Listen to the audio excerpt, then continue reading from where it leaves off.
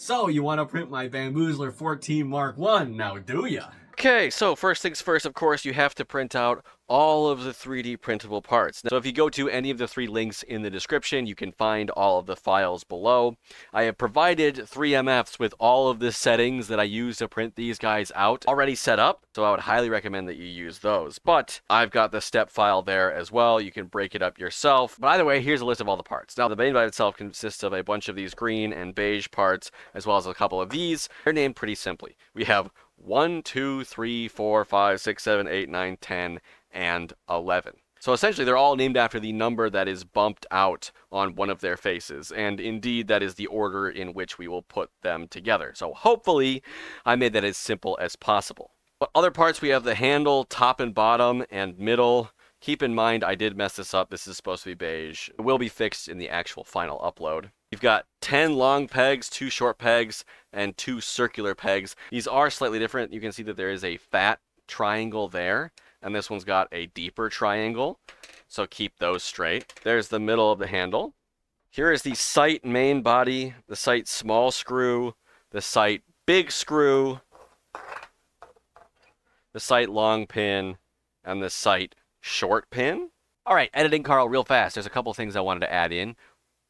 One is that there is indeed 3MF files for an H2D size printer, an X1P1 or A1 size printer, and an A1 mini size printer. So if you look at the A1 here, I'd also like to talk about a couple small changes that I made to some parts, namely the sight big pin and the small knob here. Now, I made these changes after building the thing because I realized that there was a little bit of a lack of clarity in how some of these things go together. And there's the opportunity to put some parts on backwards and accidentally make it so that they're not set up in the right orientation. So I changed this part. You'll see in the video it's just a straight cylinder. But here it's this kind of strange looking kite shape. So the actual assembly is the exact same. You're going to be putting this into a hole. It's just the shape has changed a bit to prevent things from rotating around the circle itself. Like, for example, this sight used to be just a circular hole, and so this thing could rotate around. Now it can't. It's stuck like that. And the other one I changed is small knob here. I just put this little triangle in here. So again, you can't rotate it around, and it forces you to put it in the correct hole. Before, you could put it on either the left or right hole. Now this forces you to put it into the left hole where it belongs, and you'll see what I mean. So those two parts have changed majorly, as well as the hole in here and the hole in here in the main sight body, as well as this hole right here. Again, the actual assembly itself is the exact same. Just know that the parts will look a little bit different. They should all go together just fine. Hope you'll forgive me for that. All right, back to talking about the parts. This is just called the sight, and then this is the far sight point, as it's called. Down at the end, we have the lid. That's the lid. That's the lid clip, and this is the stopper. All right? And then finally, of course, you're going to need some form of glue. This is a really big build, so I'm going to mainly be using JB Weld's plastic weld, but you should be able to get away with using regular super glue as well. Alright, I'm trying to be a little bit more thorough with my explanation, so I figured I'd talk about exactly what filaments I used to create this dang thing. All the filaments I used were Bamboo Lab PLA Basic. The main green here was done using, of course, bamboo green. Now, it did take an entire roll plus of that. So whatever green you use, you make sure you've got an extra roll of it. Now, as for the actual wooden part of the bamboo, that was beige. And for all the main metal parts right here, that was dark gray. All of the little accents you see like here, or here, or here, or here, or here, those were all silver. The lid itself was magenta. The stopper was just plain old black. I ran out in the meantime. And of course you can't see it, but the pins themselves were red, but those don't matter what color they are. I think I have them as black in the 3MF. So now that I've been over that, we can continue to the instructions. And for some final tips on everything, of course, make sure you use supports where necessary. And everything here is 5% infill. I wanted to make it as light as possible because it's so big. The exception of the pins are 20% because I wanted them to be stronger. So, with all that out of the way, let's start building. I think the simplest way to start would be to build the main body. I don't want to start with 1 right here because there's no flat surface for us to press down on it. You'll see what I mean in a bit. So I'll start with 2. And essentially what we're going to do is we're just going to take these long pins and we're going to put them in like this. Easy peasy. And then you can see on the bottom of 3, there is a mirrored image 2. So of course, you want to match those up. If you put them on the wrong side, you might be able to put the pins in, but it won't match up. So hopefully, you won't glue it on the wrong way. But if you put it on the right way, of course, it goes together nice and easily. And now again, these pins are not made to pressure fit or anything like that. So you are going to need to glue them in. So, we're just going to stack them up like that. One thing I like to do is just put a dab around the mouth of the pins themselves. And then spread it a little bit around here. Oh shoot, this is the top of 3. I'm already made my first mistake. Around the mouth a little bit. And then we can just put 1 pin in there. And then match the numbers up like that. And then now, that's 3, right? We can take 4 and just do the same thing. And I recommend you stand them up like this when you're building them. That way gravity helps keep everything in orientation. Oh, and this is the part where it gets a little bit too tall for the camera. That in frame. Just so you know, 7 is going to stick out a bit. That is natural. It doesn't line up perfectly like the other ones. With 8, you may want to kind of shish kebab it through like this, the glue.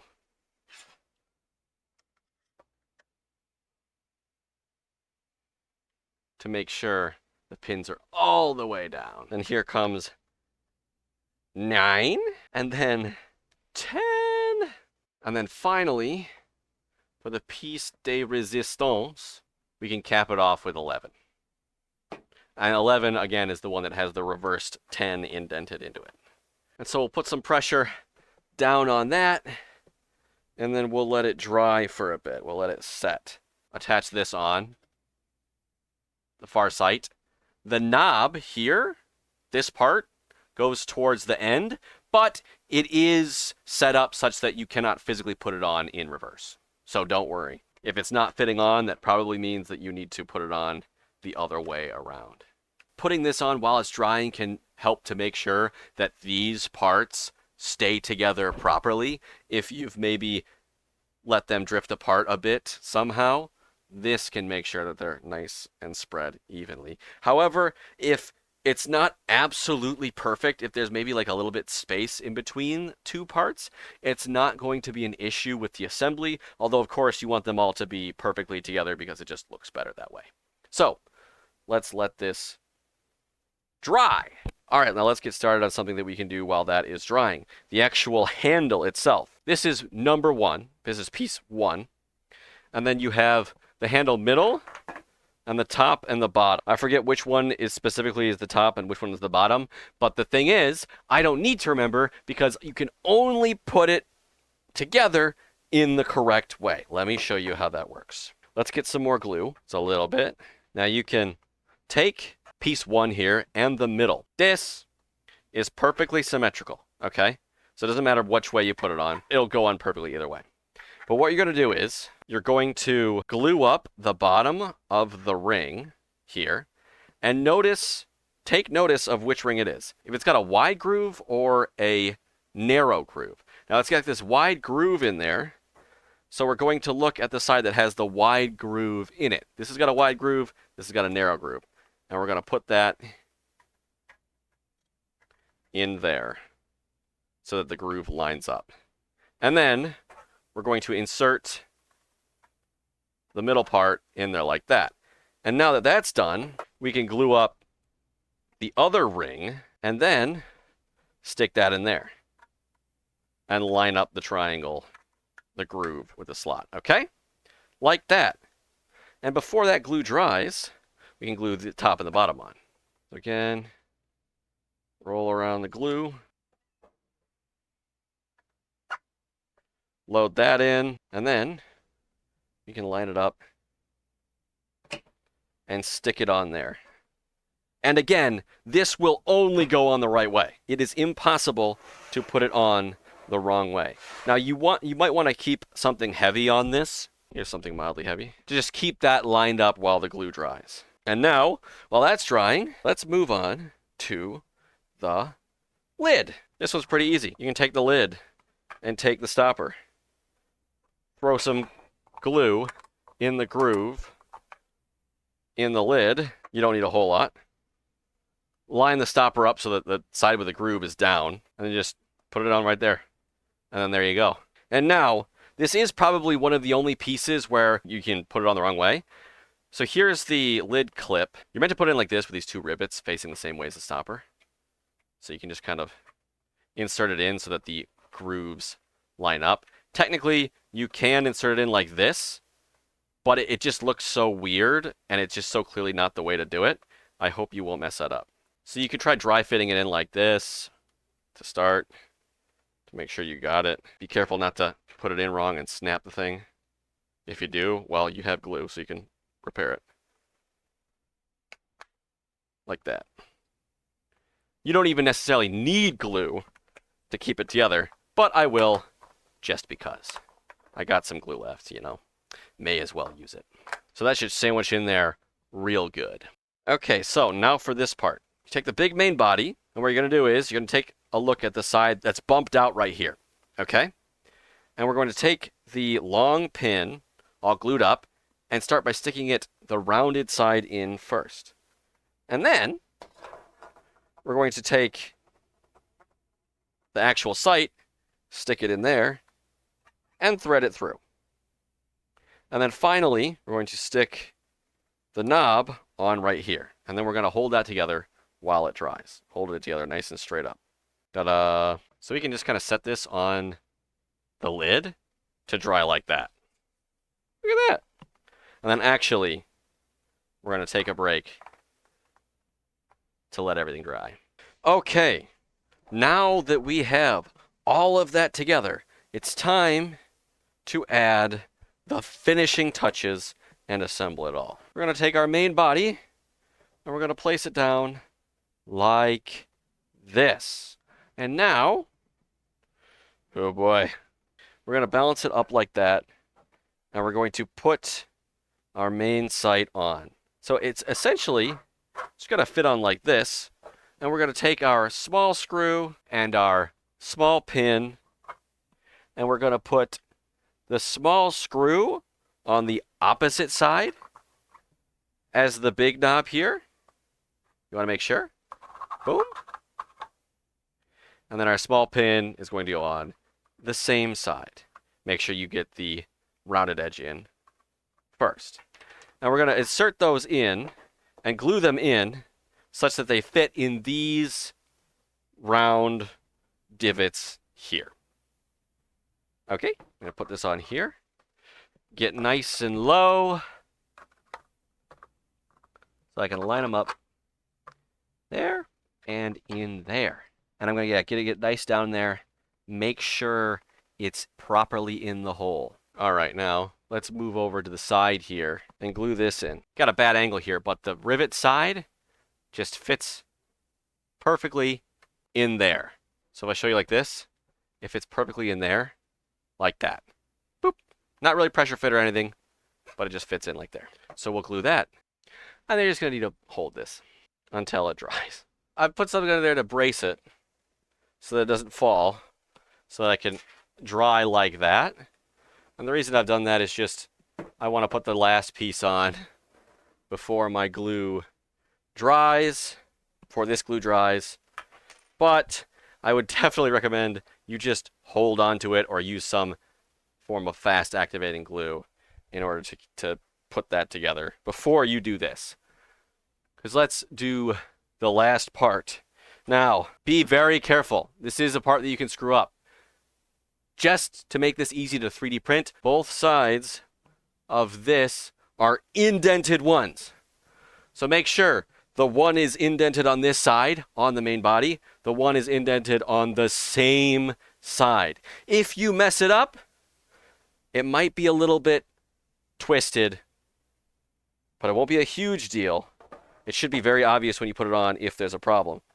But just be careful. Get around the inside of the holes. Goo around here. Goo, goo, goo, goo, goo. Put that there and that in there. Again, make sure one is on this side, one is on this side. Line it up. Put it in. And that's the final piece. And then we're just going to glue this together, hold it, and that's about it. So that's it. I hope you enjoy it, and I'm sorry it's kind of big. I was surprised that this was indeed real size after all. And if you like the models, please subscribe here. Go follow me on whatever social media platform you got this from. Interact with the models, like, comment, subscribe, boost them, post a make. I absolutely love it when you all interact with my stuff. And if you interact with it on Maker World and boost it, it gives me more points, which gives me more filament, which helps allow me to keep making these models and uploading them for free for everyone to download. I'll see you next time. Bye.